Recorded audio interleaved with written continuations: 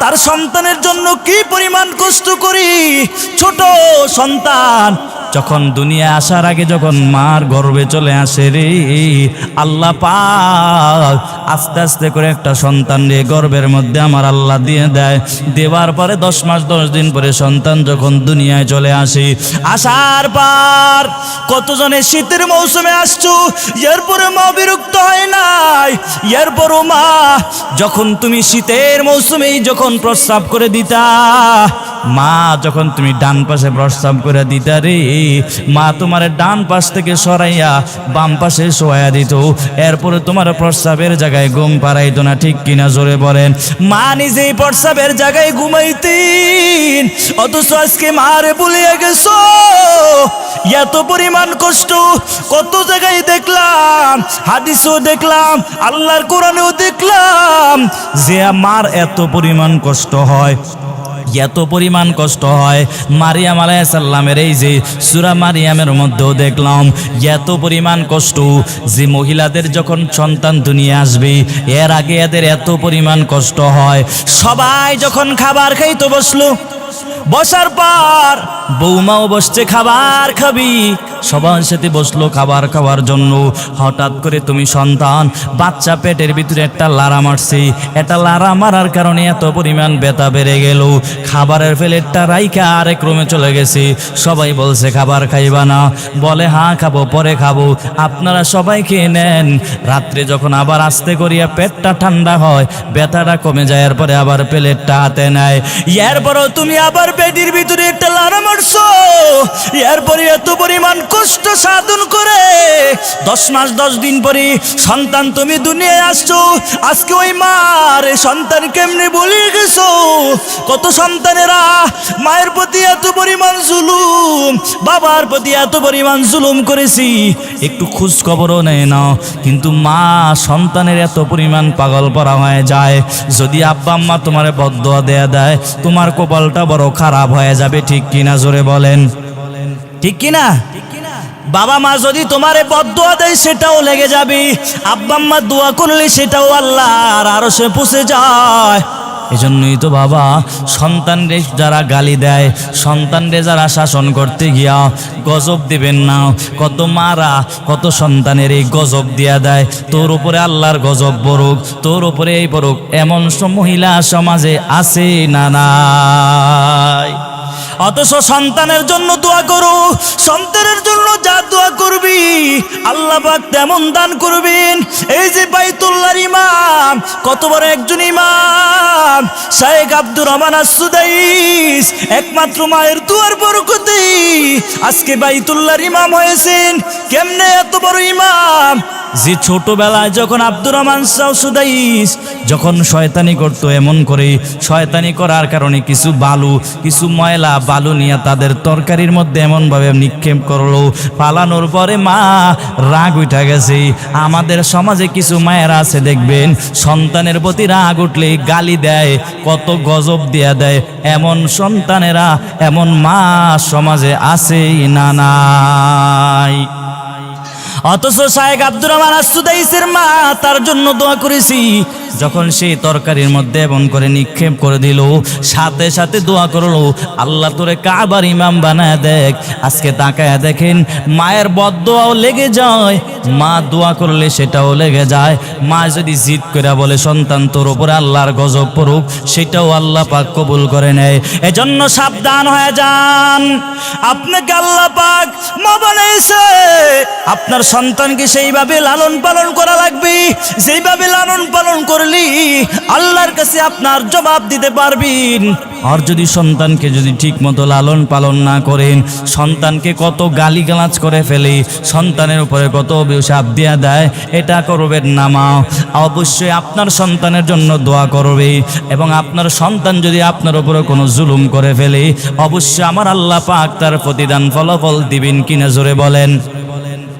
আল্লাহ পাক যদি গুরুত্ব না মনে করতেন, আল্লাহর ইবাদতের পরে আল্লাহ পাক বলছি ওয়াবিল ওয়ালিদাইনি ইহসানা, আব্বা আম্মার সাথে ইহসান করো। কার সাথে ইহসান করার জন্য আমার আল্লাহ পাক বলছেন, জোরে বলেন। ওয়াকাদা রাব্বুকা আল্লা তা'বুদু ইল্লা ইয়্যাহু ওয়াবিল ওয়ালিদাইনি ইহসানা। এরা যেন আমি আল্লাহর ইবাদত করে। কার ইবাদত করে? আল্লাহর ইবাদত করার জন্য আল্লাহ পাক এখানে বলছেন। আল্লাহর ইবাদতের পরেই কিন্তু আল্লাহ পাক বলছে ওয়াবিল ওয়ালিদাইনি ইহসানা।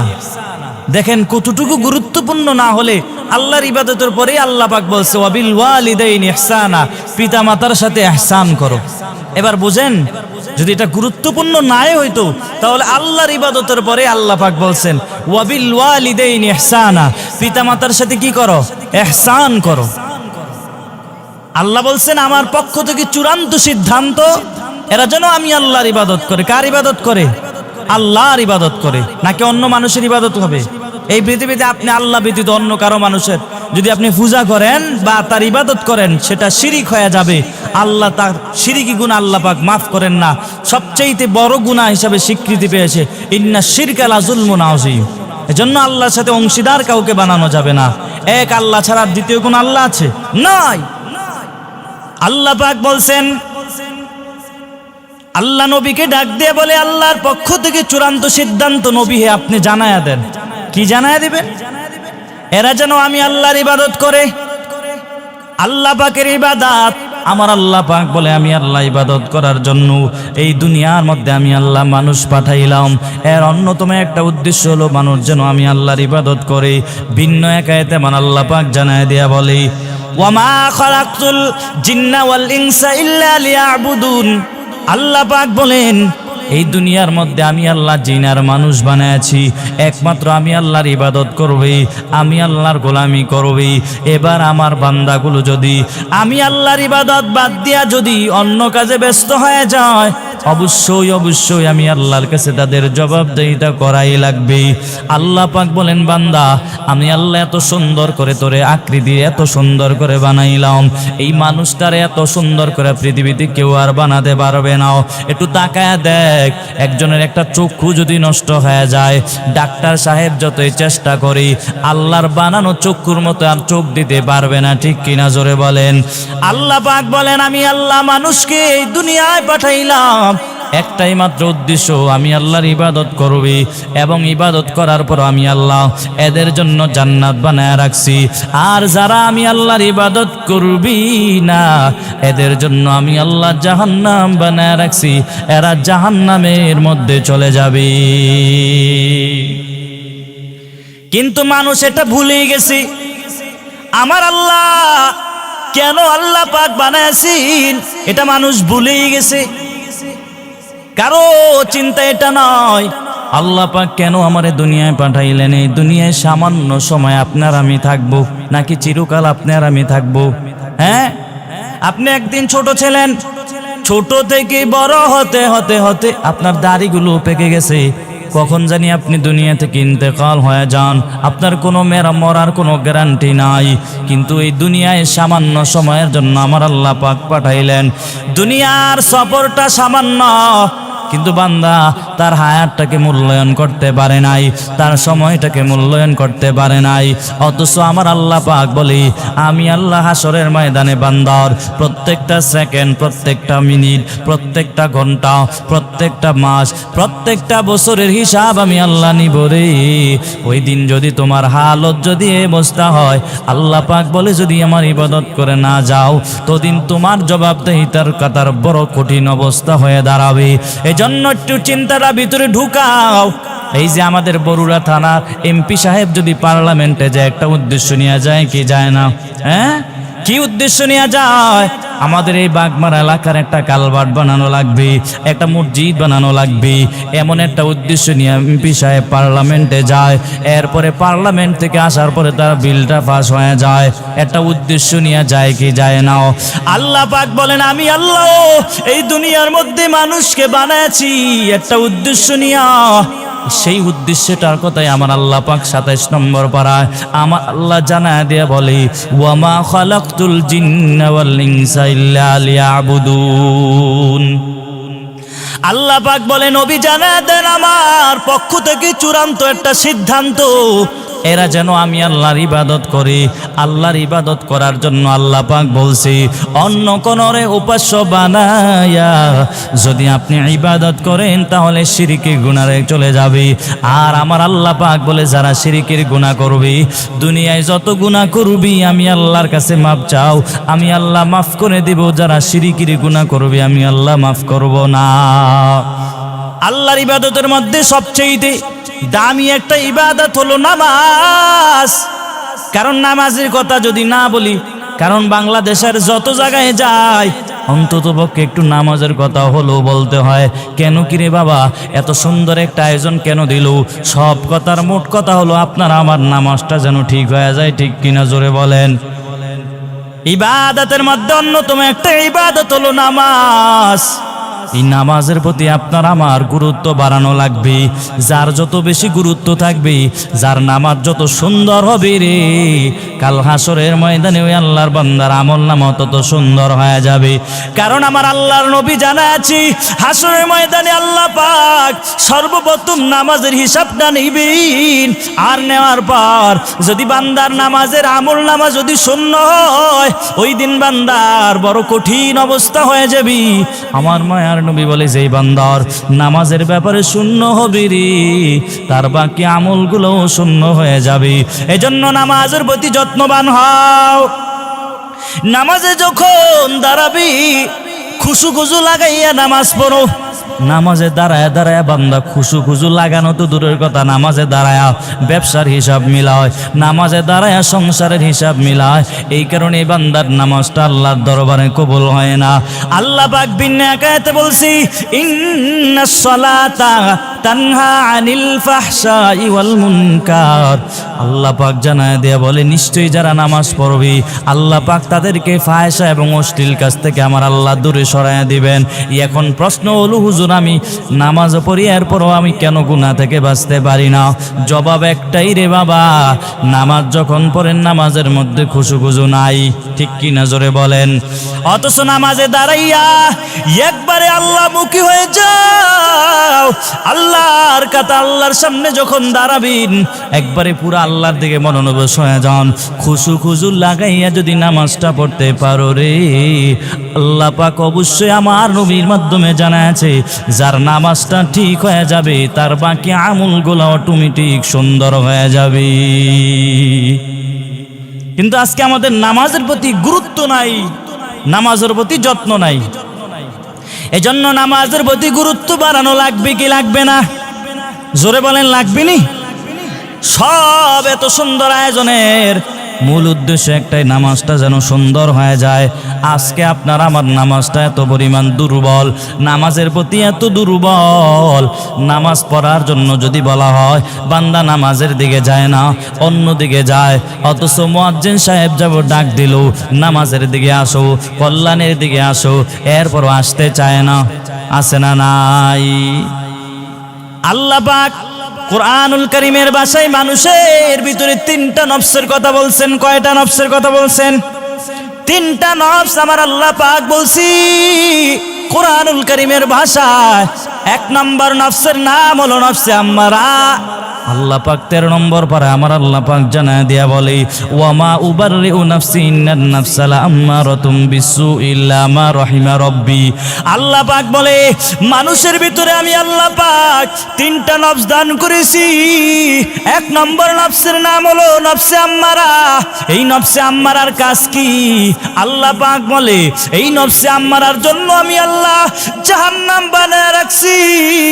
নফসে আম্মারার কাজ কি? নফসে আম্মারা হলো মানুষকে শুধু গুনার দিকে টেনে নিয়ে যাবে, ভালো কাজের দিকে আসতে চাইবে না। চারজন বন্ধু যদি একসাথে যদি আজান শুনে যায়, এই সব বন্ধুরা বলবে নামাজে যাওয়ার দরকার নাই, শুধু গুনাহ আর গুনার দিকে দৌড়াবে, নামাজের প্রতি আসতেই চাইবে না। ওই নফসটা শুধু গুনাহ তালাশ করবে, তার কাছে ভালো জিনিস ভালো লাগবে না। ওই সময়ের নফসের নাম হলো নফসে আম্মারা। আর আমার নবীও জানাচ্ছে, নফসে আম্মারার জন্য আমার আল্লাহ পাক জাহান্নাম বানায় রাখছি। দ্বিতীয় নম্বর নফস, আরেকটা নফসের কথা আমার আল্লাহ পাক বলছেন 29 নম্বর পরে আমার আল্লাহ পাক জানা দিয়ে বলে, লা উকসিমু বিয়াউমিল কিয়ামাহ ওয়ালা উকসিমু বিন-নাফসিল লাওয়ামা। আমার আল্লাহ পাক বলে দ্বিতীয় নম্বর নফসের নাম হলো নফসে লাওয়ামা। এই নফসটা কেমন রে? এই নফসটা একবার ভালোর দিকে যায়, আবার খারাপের দিকে যায়। দেখবেন কত মানুষ এই যে হিন্দুদের পূজার সময় কিছু মানুষ দেখবেন মসজিদের সামনের কাতারে নামাজ পড়ি, আবার কিছু মানুষ দেখবেন দুর্গা পূজায়ও যায়, আবার নামাজও যায়।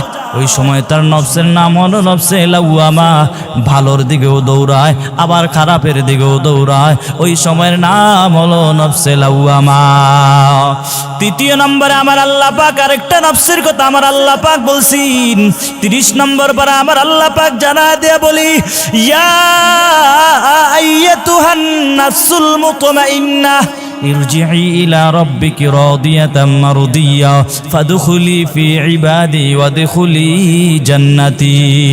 আল্লাহ পাক বলি, এটা এমন একটা দামি নফস যেই নফসটার জন্য আল্লাহ পাক জান্নাত বানাইছে। ওই নফসটার নাম হলো নফসে লাওয়ামা, নফসে মুতমাইন্নাহ। বড় দামি একটা নফস। এই নফসটা শুধু ভালো কাজের দিকে যাবে।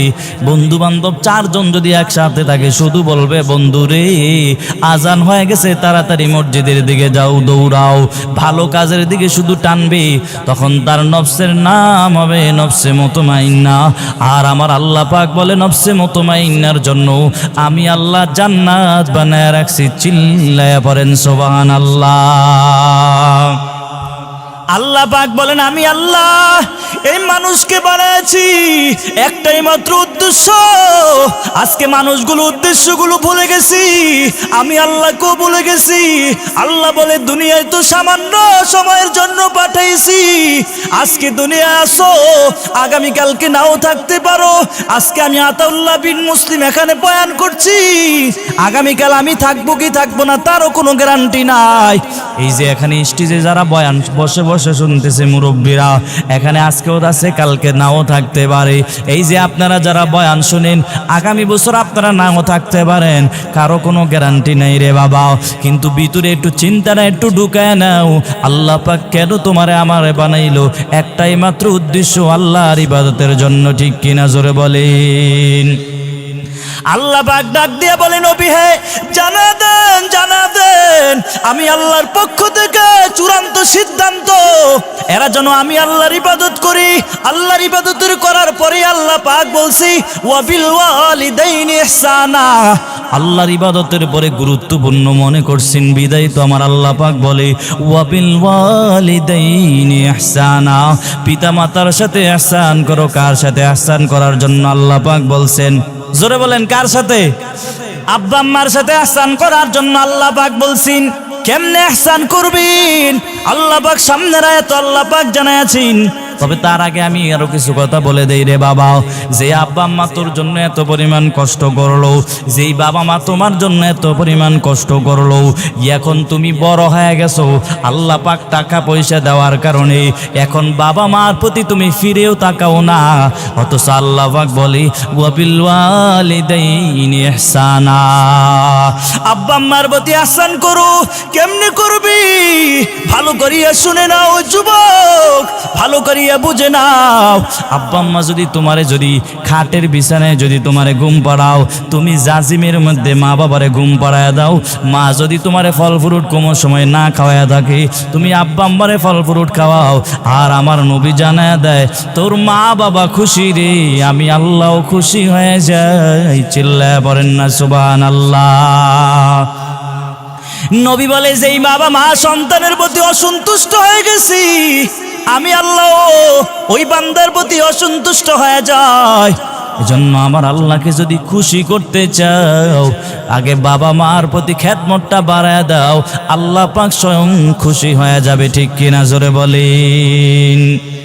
মা বাবার প্রতি আজকে বান্দারা ইহসান করতে চায় না। দেখবেন কত সন্তানেরা একটু টাকা পয়সা বেশি হয়ে গেলে সে বিদেশের বাড়ি থেকে টাকা কামাইলো, কামানোর পরে এবার সে ঢাকার শহরে বিল্ডিং বানায়া থাকে, প্লাট ভাড়া করে থাকে।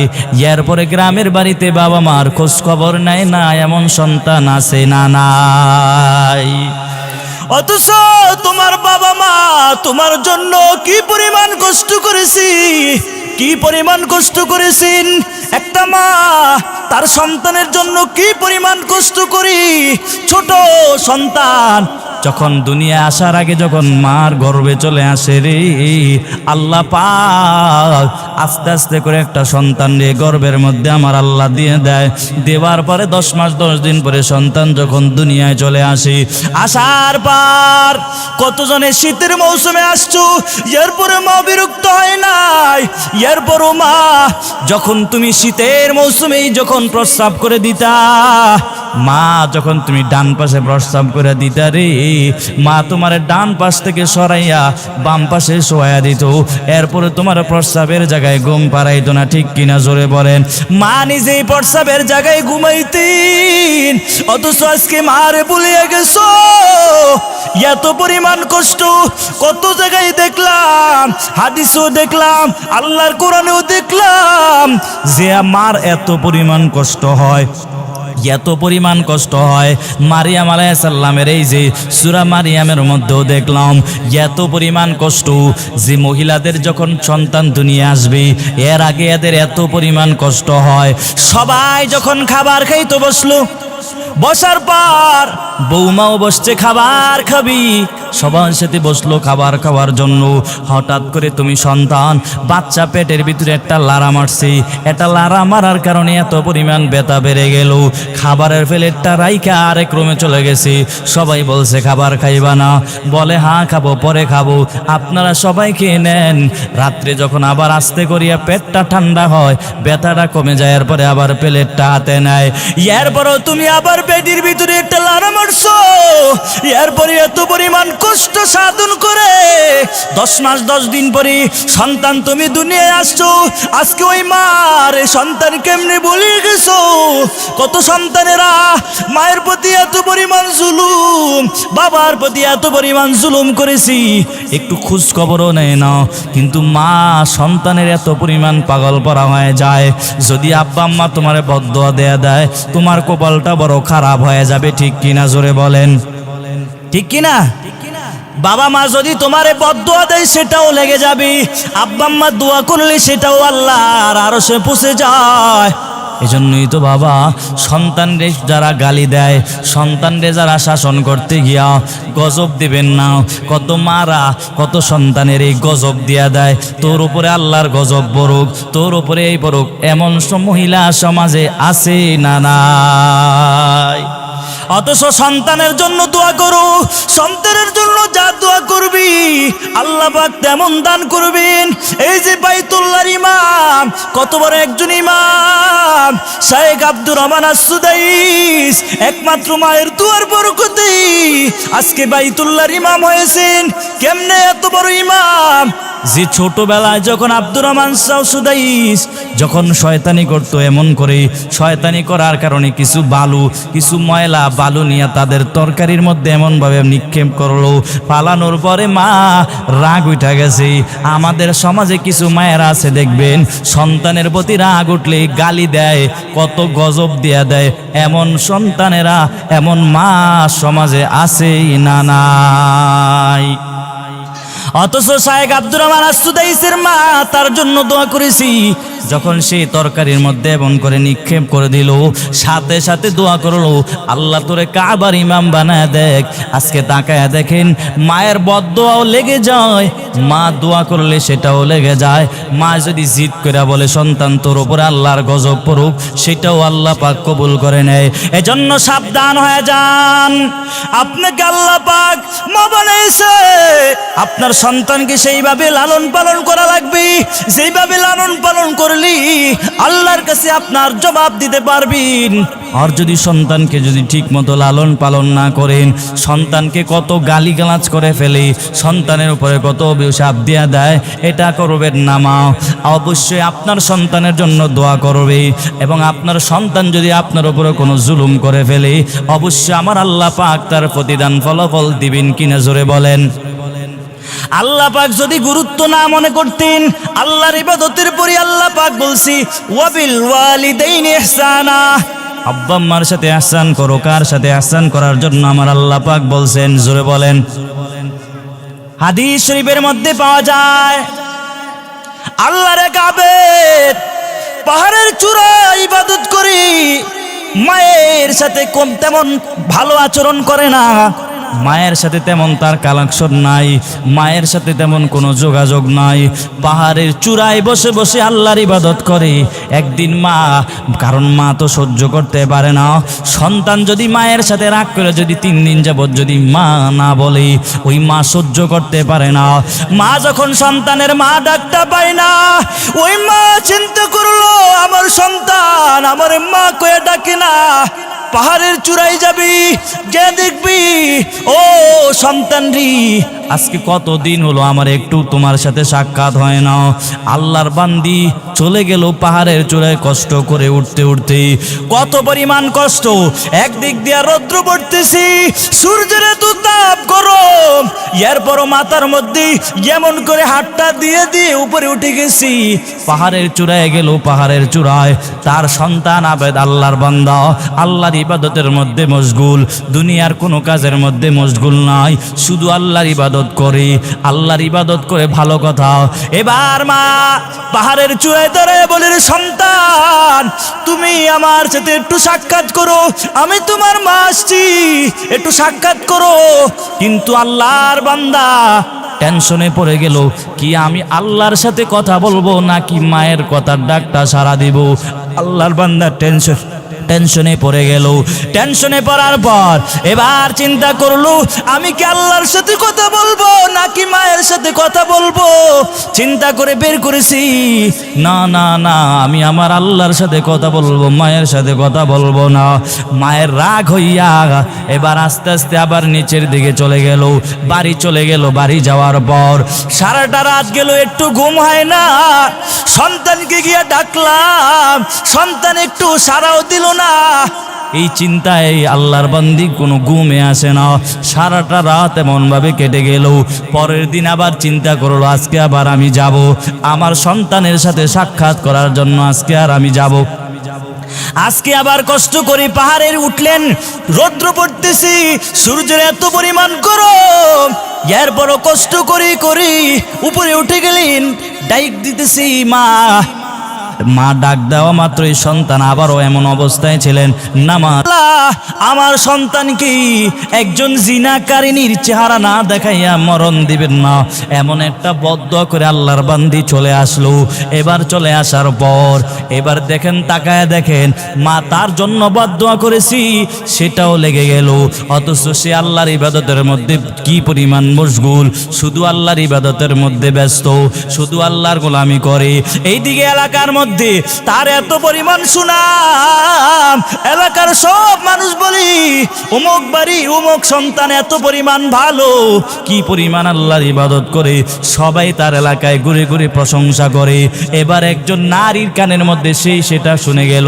নারী চিন্তা করলো, এই যুবকের এত পরিমাণ সম্মান, এত পরিমাণ প্রশংসা, এর সম্মান এবং সব প্রশংসা নষ্ট করে দেওয়ার জন্য একজন রূপসী নারী সে সেজে গুজে পাহাড়ের চূড়ায় যাবে তার সাথে জিনা করার জন্য। আল্লাহর বান্দি সুন্দর রূপসী পাহাড়ের চূড়ায় উঠে গেল, আল্লাহর বান্দার সাথে জিনা করবি। এবার যাওয়ার পরে যত ধরনের কৌশল আছে সবগুলো কৌশল অবলম্বন করলেন।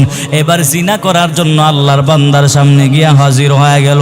কত কৌশল অবলম্বন করলো, এরপরও পারে নাই। যতই কৌশল অবলম্বন করলো আল্লাহর বান্দার সাথে জিনা করতে পারে নাই। এবার আল্লাহর বান্দি চিন্তা করলো, এত কৌশল অবলম্বন করলাম, এরপরও তো জিনা করতে পারি নাই। চিন্তা করলো কেমনে তাকে ফাঁসানো যায়। পাহাড়ের চূড়া থেকে নামার পরে একজন ছাগল চড়ায় রাখালের সাথে সাক্ষাৎ হয়ে গেল। রাখালের সাথে সাক্ষাৎ হওয়ার পর অন্য পন্থায় তার রাখালের সাথে জিনা হয়ে গেল। জিনা হওয়ার পর কিছুদিন পর ওই মেয়ের পেটের মধ্যে বাচ্চা চলে আসলো। বাচ্চা হওয়ার পর এলাকার সব মানুষ বলছে, কি ব্যাপার, তোমার আমার পেটে বাচ্চা আসলো। ওই মেয়েটা উত্তর দিয়া বলি, পাহাড়ের চূড়ায় তোমরা যার প্রশংসা করো, ওই যুবক আমার সাথে জিনা করেছে, জিনা করার কারণে আমার পেটের মধ্যে বাচ্চা চলে আসলো। এটা বলার পরে এলাকার সব মানুষ তার প্রতি রাগ হয়ে গেল। কি ব্যাপার, আমরা তার এত পরিমাণ প্রশংসা করি, এত পরিমাণ সম্মান করি, সেখানে ইবাদত করে আবার কার সাথে জিনায় লিপ্ত হয়ে গেল। মানুষগুলো লাঠি নিয়া নিয়া পাহাড়ে চূড়ায় উঠছে। উঠার পর তার ইবাদত খানাগুলো পিটাইয়া পিটাইয়া ভঙ্গ করে ফেলছি। এবার বাঙ্গার পরে আসছি, আল্লাহর বান্দা বলে, আবেদ বান্দা বলতেছি, আমার ব্যাপারে এত বড় একটা তহমত দেওয়া হলো, এই যে নারী আমার ব্যাপারে তহমত দিয়েছে তারে আমার সামনে হাজির করো, প্রমাণ দিয়ে দিব কে তার সাথে জিনা করলো, কে কি করলো না করলো। এবার ওই মেয়েটাকে হাজির করা হলো, এলাকার সব মানুষ আছি। এবার তাকায় দেখেন বাবা, ওই যে মা বদদোয়া করেছে, আল্লাহ তোরে জিনাকারিনীর চেহারা না দেখায় যেন আল্লাহ তোমার মৃত্যু না দেয়, কিন্তু সে তো জিনাকারিনীর চেহারা দেখেই ফেললো। মার দোয়া কবুল হলো কি হলো না? এবার ওই আবেদ বান্দা সেজদায় পড়ে কান্না করেছি আর আল্লাহর কাছে বলেছি, ও দয়ার মালিক আল্লাহ, আপনি আমার হেফাজত করিন। আল্লাহ আপনি আমার সম্মানের উপরে যারা আঘাত দিতে চায় এদেরকে সহি বুঝ দান করেন। আল্লাহর বান্দা দোয়া করার পরে আল্লাহ পাক একটা শিশু বাচ্চা সেখানে যে শিশুটা গর্ভে আসলো, ওই শিশুটার জবান থেকে আমার আল্লাহ পাক খুলে দিল। এবার ওই আবেদ বান্দা বলতেছি, আমি জিনা করি নাই, যদি প্রমাণ নিতে চাও তাকে দেখ, তার কোলের মধ্যে যে সন্তানটা আছে সেই সন্তানটাই জবাব দিয়ে দিবে। সবাই হাসি দিল, ঠাট্টা করে বলতেছি, বাচ্চা মানুষ কিভাবে আবার কথা বলবে? তাকায় দেখেন ইউসুফ জুলাইখার কাহিনীর মধ্যে যদি আপনারা দেখেন, সেখানেও বাচ্চা নির্দোষ ঘোষণা করে দিল। আল্লাহ পাকের এই কারিশমা তাকায় দেখেন। আল্লাহর বান্দা যখন বলেছি আমি জিনা করি নাই, বলে তার প্রমাণ কি? বলে বাচ্চাকে জিজ্ঞাসা করু। বাচ্চাকে জিজ্ঞাসা করা মাত্রই বাচ্চা তার জবান খুলে বলে দিল, একটা রাখালের সাথে তার জিনা হয়েছে, রাখালের সন্তান আমি। যখন এই বাচ্চা জবাবটা দিয়ে দিল, তাকায় দেখেন এই ঘটনাটা বলার উদ্দেশ্য হলো, বাবা মা যদি তার সন্তানের জন্য বদদোয়া করি সেটাও আরশ পর্যন্ত পৌঁছে যায়, আর মা যদি সন্তানের জন্য ভালো দোয়া করে সেটাও আল্লাহর আরশে পৌঁছে যায়। অতএব আম্মা জানেরা, তোমরা সন্তানের প্রতি তোমরা বদদোয়া সাবধানতার সাথে দিবে। একটু সন্তান যদি উল্টা পাল্টা করে, উল্টা পাল্টা ভাবে শাসনে যাইবা না, বরং বুঝায় দেওয়ার চেষ্টা করবে। ঠিক কিনা জোরে বলেন? আল্লাহ পাক বলছি, আল্লাহর ইবাদতের পরে আল্লাহ পাক বলছি, ওয়াবিল ওয়ালিদাইনি ইহসানা। আল্লাহ পাক বলছে মা বাবার সাথে ইহসান করো। মা বাবা তোমার ছোটবেলা খাওয়াই নাই, তুমি ঠিক মতো মা বাবারে খাওয়াও, এটাই তো ইহসান বাবা। আল্লাহ পাক সামনের আয়াতের মধ্যে আমার আল্লাহ পাক জানায় দেয়া বলে, ইম্মা ইয়াবলুগান্না ইনদাকাল কিবারা আহাদুহুমা আও কিলাহুমা ফালা তাকুল লাহুমা উফফিন ওয়ালা তানহারহুমা ওয়া কুল লাহুমা কওলান কারীমা। আল্লাহ পাক জানায় দিয়ে বলি, তোমার বাবা মা দুইজনের একজন যদি বুড়া হয়ে যায়, একজন যদি বৃদ্ধ হয়ে যায় রে, এদেরকে ফালা তানহারহুমা দমক দেওয়া যাবে না, এদের সাথে নম্র ভাষায় আচরণে কথা বলা লাগবে। আল্লাহ পাক সামনে জানায় দেয়া বলে, ওয়া কুল্লাহুমা কওলান কারীমা, এদের সাথে নম্র ভাষায় কথা বলো, ঠান্ডা মেজাজ নিয়ে কথা বলো। তোমার গলার আওয়াজ তোমার মায়ের আওয়াজ থেকে যেন উঁচু না হয়ে যায়। আর আম্মা জান যদি কষ্ট পেয়ে যায়, আর আব্বা আম্মা যদি অসন্তুষ্ট হয়ে যায়, আমার আল্লাহ পাক অসন্তুষ্ট হয়ে যায়। এজন্য আল্লাহকে যদি সন্তুষ্ট করতে চাও, আগে মা বাবার খেদমত করো, আল্লাহ পাকও সন্তুষ্ট হয়ে যাবে। আর আমার মায়ার নবী হাদিসের মধ্যে জানাচ্ছি, আল জান্নাতু তাহতা কুদামিল উম্মাহাত, পিতামাতার পায়ের নিচে হলো সন্তানের জন্য জান্নাত, মায়ের পায়ের নিচে হলো সন্তানের জন্য জান্নাত। এজন্য বাবা মায়ের খেদমতির প্রতি আকর্ষণ লাগাও। যারা বিদেশে চলে যাও, বিদেশের বাড়িতে কত পরিমাণ কষ্ট বাবা। বাংলাদেশ থেকে একটা যুবক যখন বিদেশ করার জন্য বাইরে চলে যায়, তার বন্ধু বান্ধবের এত পরিমাণ মায়া, তার ফ্যামিলির এত পরিমাণ মায়া, বাংলার জমিনের মায়া বাদ দিয়া দিয়া আল্লাহর বান্দাটা এবার বাহিরে চলে যায়। যায় কিনা, কষ্ট করে কি করে না? কি পরিমাণ কষ্ট রে ভাই, কত প্রবাসী ভাইয়ের কান্না।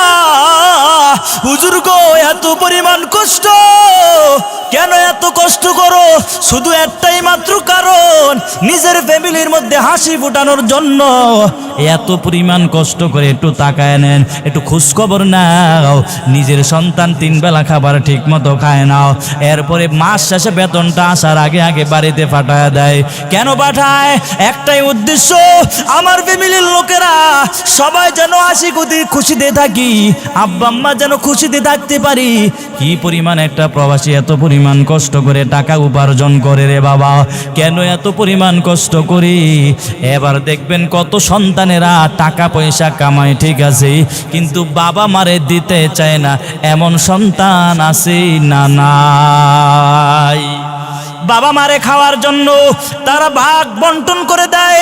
10 দিন তুই খাওয়াবি, 10 দিন তুমি খাওয়াইবা, 10 দিন তুমি খাওয়াইবা, এমন ভাগ করে দেয় কি দেয় না?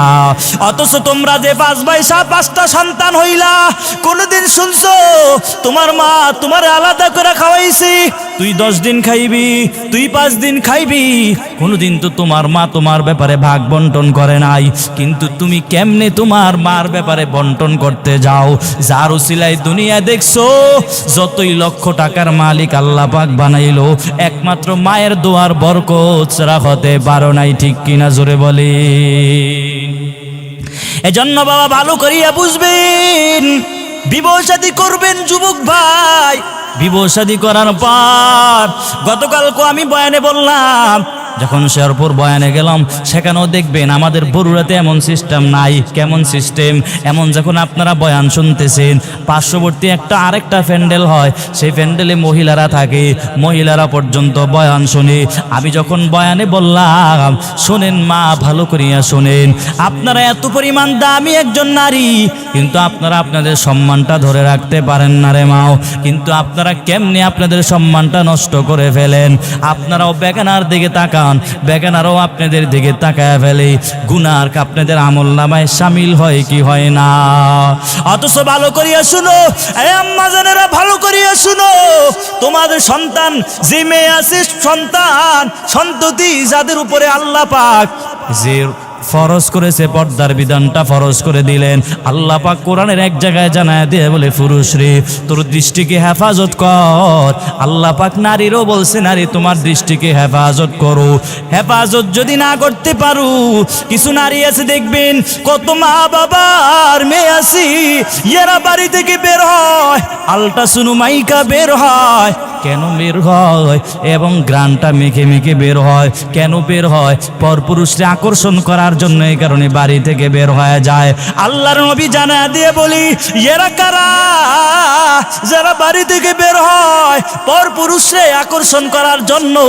এরা কারা জানো? জানো জানো আমার নবীর ভাষা অনুযায়ী এরা হলো দাইয়ুস। এরা হলো দাইয়ুস। দাইয়ুস মানে কি হুজুর?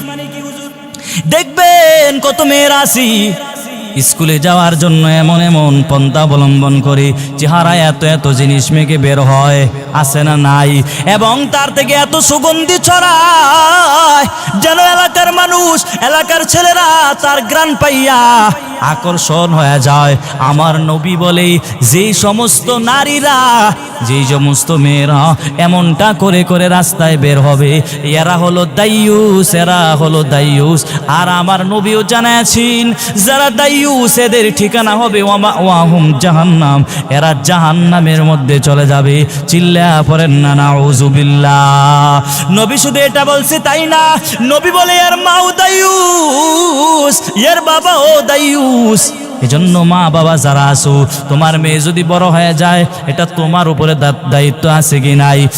মায়ের পর্দার মধ্যে রাখার দায়িত্ব বাবার আছে না নাই? মায়ের আছে না নাই? কিন্তু তুমি তোমার মেয়ের প্রতি কোনো খেয়াল রাখতে চাও না, আল্লাহর কাছে জবাবদেহিতা অবশ্যই করা লাগবে।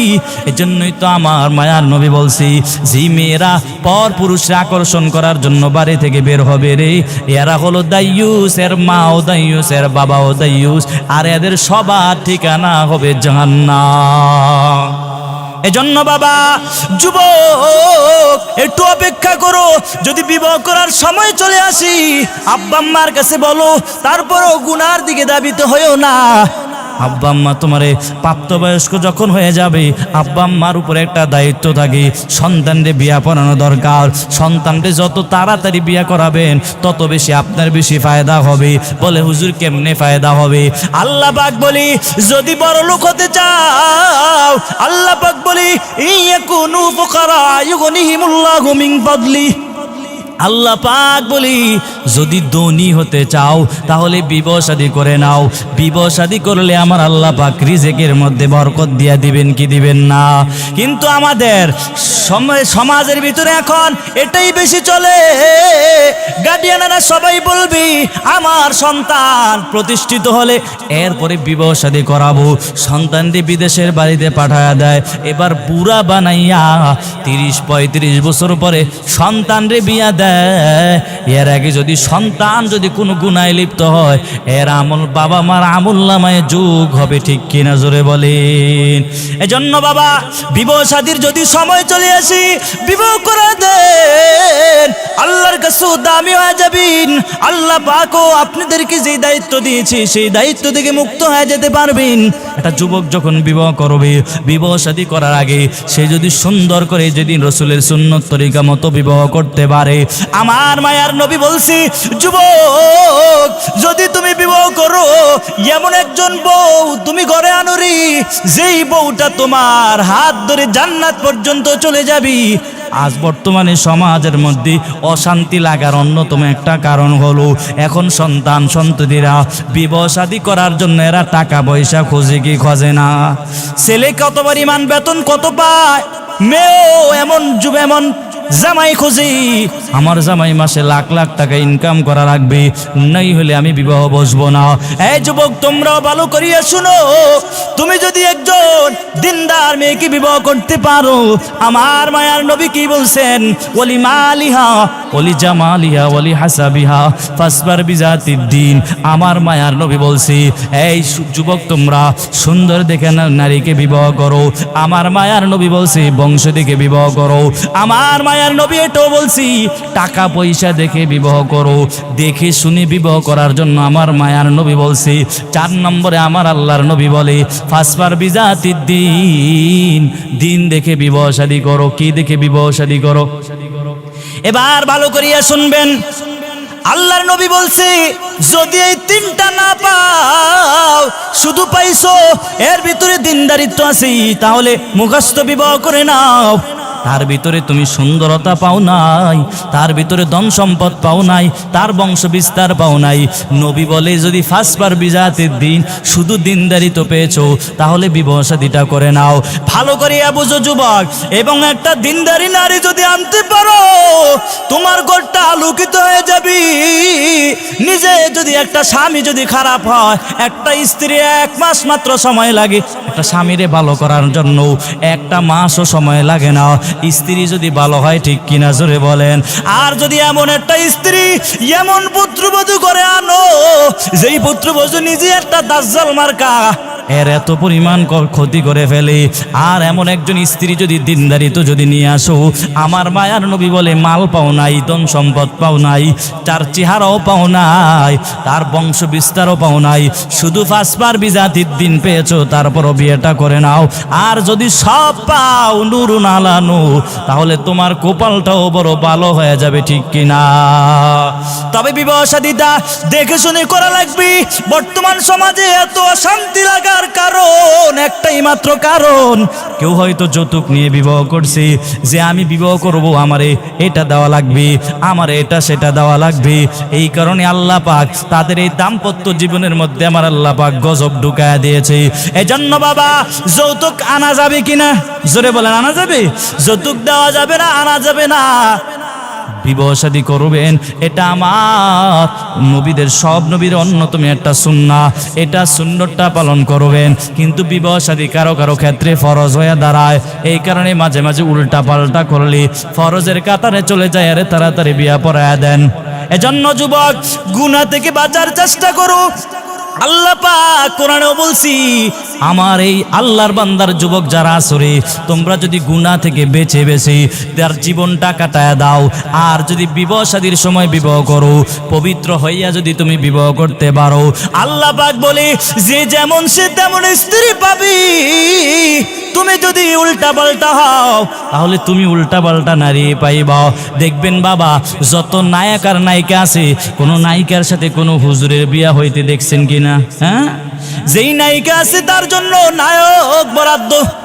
নায়ক যেমন খারাপ, নায়িকাও তেমন খারাপ। যে যেমন তার কপালে তেমনটাই হয়ে যায় রে বাবা। তুমি যদি তোমার জিন্দিগিটা পবিত্র রেখে রেখে যদি কষ্ট করে সবর করে যদি সামনে গায়ে যাও, আল্লাহ পাক অবশ্যই তোমার কপালে একজন ভালো স্ত্রী দিতে পারেন কি পারেন না? সবরের বড় দাম। আজকে যুবক সবর করতে পারে না। এজন্য বান্দারি গুনাহ থেকে বাঁচার জন্য অন্যতম একটা কারণ হলো, যদি প্রাপ্তবয়স্কে রূপান্তরিত হয়ে যায়, তাহলে সন্তানকে বিয়া পড়ায় দেন।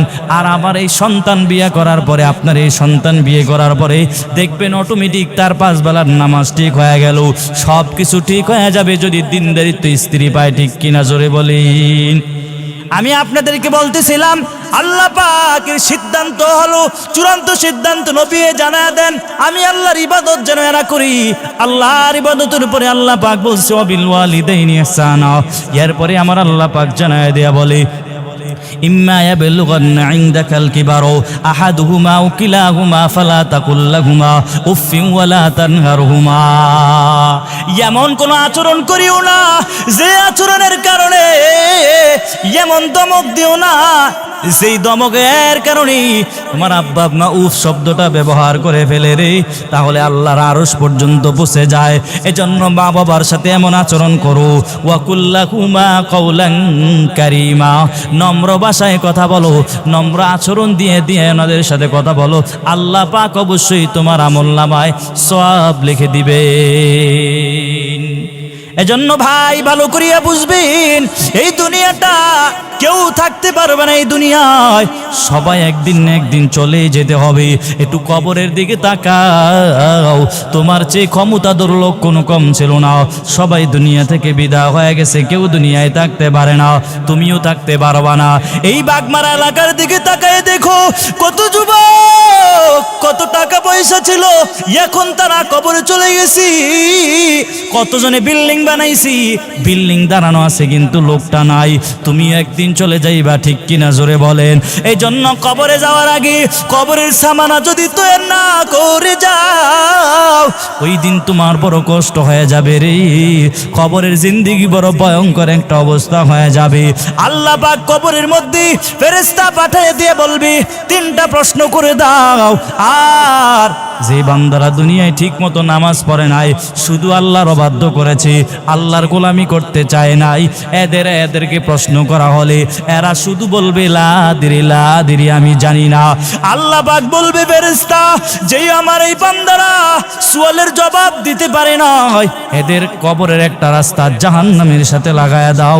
কিয়ামত পর্যন্ত সেই আল্লাহর বান্দার কবরে আযাব হতেই থাকবে।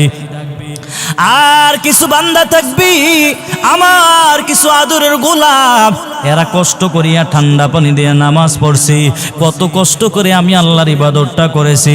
এদেরকে ফেরেশতারা প্রশ্ন করা মাত্রই সুয়ালের জবাবটা দিয়ে দিবে। আল্লাহ পাক বলবে, ফেরেশতা, ওই বান্দার কবরের একটা রাস্তা জান্নাতের সাথে লাগায়া দাও। জান্নাতের সাথে লাগানো মাত্র কিয়ামত পর্যন্ত এই বান্দার আর কষ্ট হবে না রে। কেমনি জানি তার দিনগুলো পার হয়ে যাবে। ওই হাসরের ময়দান বড় ভয়ঙ্কর অবস্থা হয়ে যাবে। আল্লাহ পাক হাসরের ময়দানে মানুষগুলোকে দাঁড় করাবেন, সবগুলো মানুষ উলঙ্গ অবস্থা আল্লাহর সামনে দাঁড়াবেন। সবাই এভাবে থাকবে, আর নবীরাও পর্যন্ত আল্লাহর কাছে মাপ চাইবে। আদম নবী তার উম্মতের কথা ভুলে যাবে, ভুলে গিয়ে আল্লাহর কাছে বলবে, ও দয়ার মালিক, মালিক, আল্লাহ আমারে বাঁচাও। নাফসি নাফসি পড়বে। আদম নবী আল্লাহর কাছে নাফসি নাফসি করে বলবে আল্লাহ আমারে বাঁচাও। ঈসা নবী তার উম্মতের কথা ভুলে যায় আল্লাহর কাছে বলবে আল্লাহ আমারে বাঁচাও। এবং ঈসার উল্লাহ এবং মূসা নবী সবাই তার উম্মতের কথা ভুলে যাবে। সবাই তার উম্মতের কথা ভুলে গিয়ে বলবে আল্লাহ বাঁচাও, আল্লাহ বাঁচাও। আল্লাহ পাকের কাছে যখন তারা বলবে আল্লাহ শুধু বাঁচাও, আম্মা জান আয়েশা রাদিয়াল্লাহু তাআলা আনহা বলে নবী গো তখন আপনি কি করবেন? নবী তখন জবাব দিয়ে বলে রে আয়েশা শুনো, তখন আমি কি করব জানো? মাকামে মাহমুদের মধ্যে ঢুকিয়া একটা সেজদা দিয়া বলবো ও দয়ার মালিক, আমার উম্মতের জাহান্নামের আগুন থেকে বাঁচাও, আমার উম্মতকে জাহান্নামের আগুন থেকে বাঁচাও। আমার মায়ার নবী মাকামে মাহমুদের মধ্যে সেজদা দিয়ে আল্লাহর কাছে বলবে আল্লাহ জাহান্নামকে ফিরাও, আল্লাহ জাহান্নামকে ফিরায় নাও।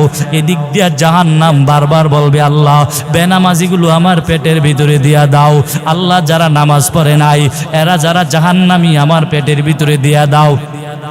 জাহান্নাম এত দ্রুত জাহান্নামীদের দিকে আসবি, আল্লাহ বলবে একটু থামো, থামতে চায় না। আল্লাহ পাক বলে ফেরেশতারা রে এই জাহান্নামের হাতে ভাই এর শিকল লাগায়া ধরো। শিকল লাগায়া ধরবে ৭০,০০০ ফেরেশতারা, ৭০,০০০ শিকল থাকবে, এক একটা শিকলের গোড়ায় ৭০,০০০ ফেরেশতা থাকবে। এরপরও টেনে ধরে রাখতে পারবে না, এত দ্রুত জাহান্নামের উপরে আসবি, এত তাড়াতাড়ি আসতে থাকবি। এজন্য বান্দা জাহান্নামী যদি হয়ে যাও ওই দিন হাসরের ময়দান বড় ভয়ঙ্কর রূপ হয়ে যাবে। এই দিক দিয়ে আমার মায়ার নবী আল্লাহর কাছে বারবার বলবে আল্লাহ জাহান্নামকে ফিরাও, আল্লাহ জাহান্নামকে ফিরাও।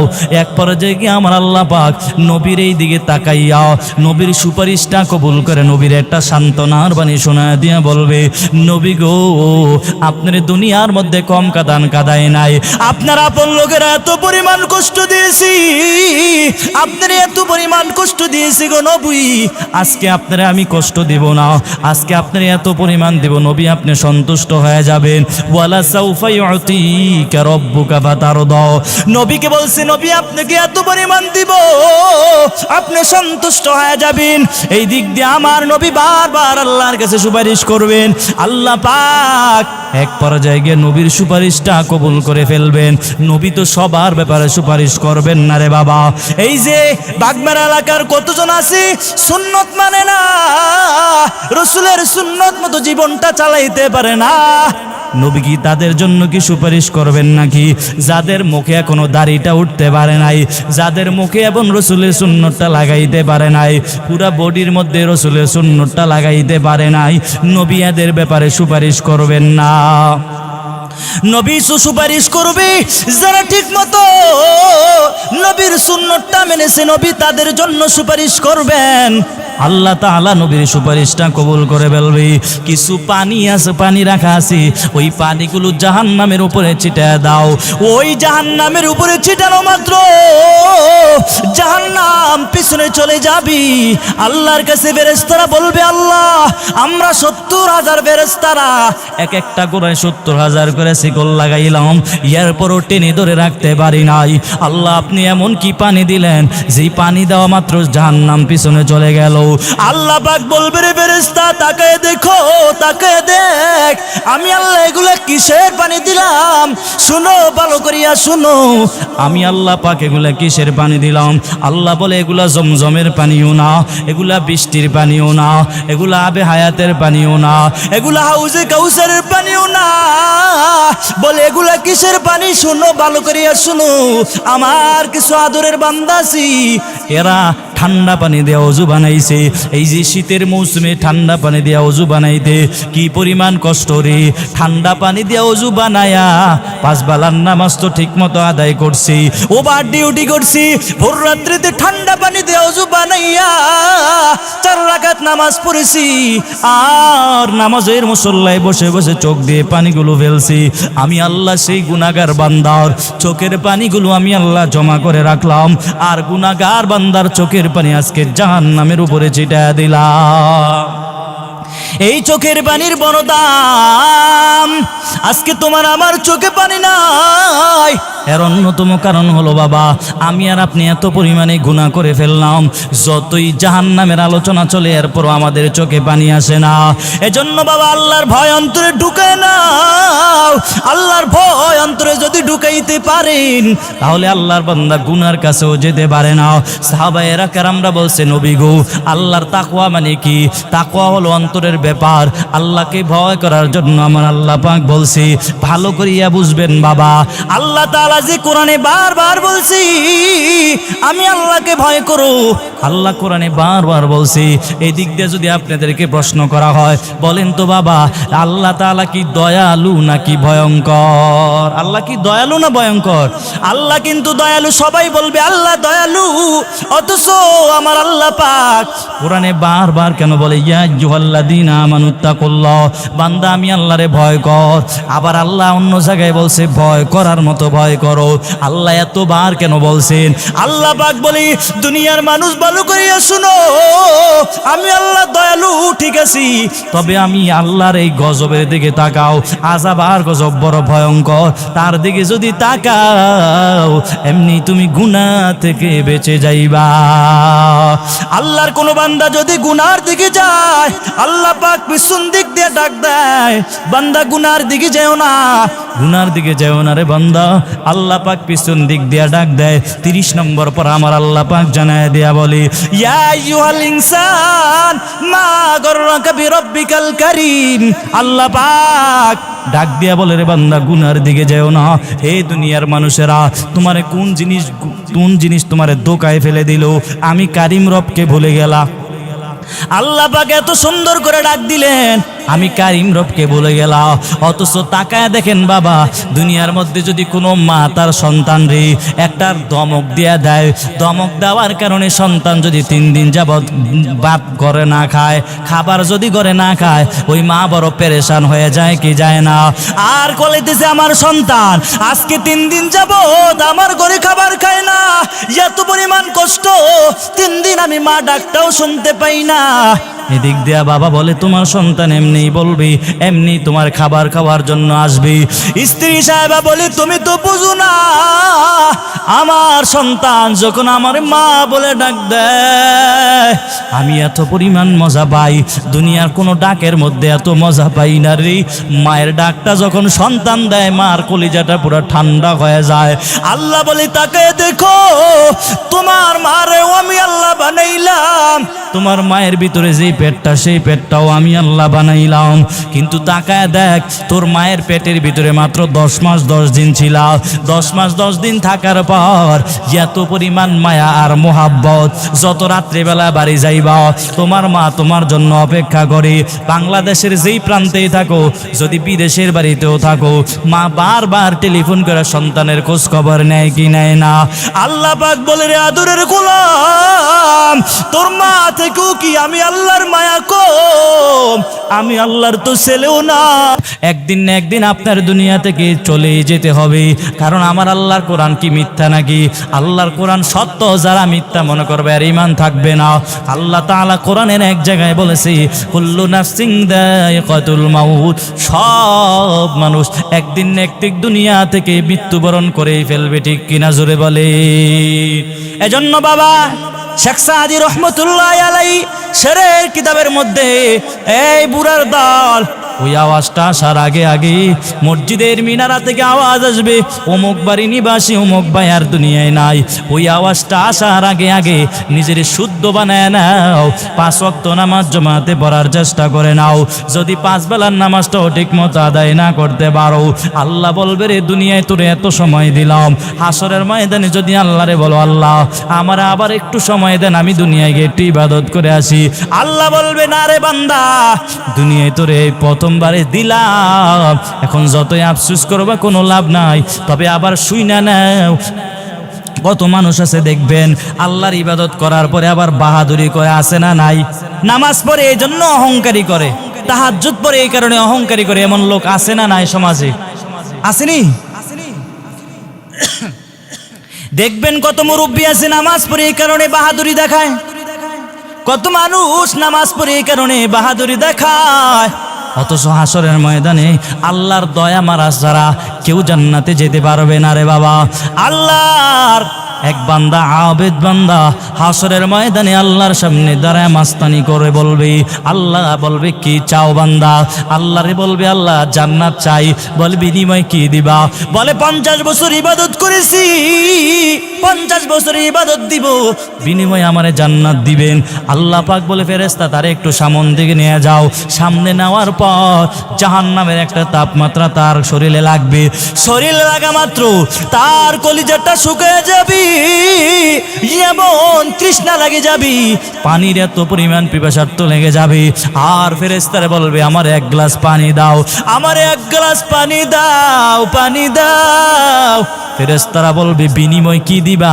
বলে বিনিময় তোমার 50 বছরের ইবাদত দিয়া দেব।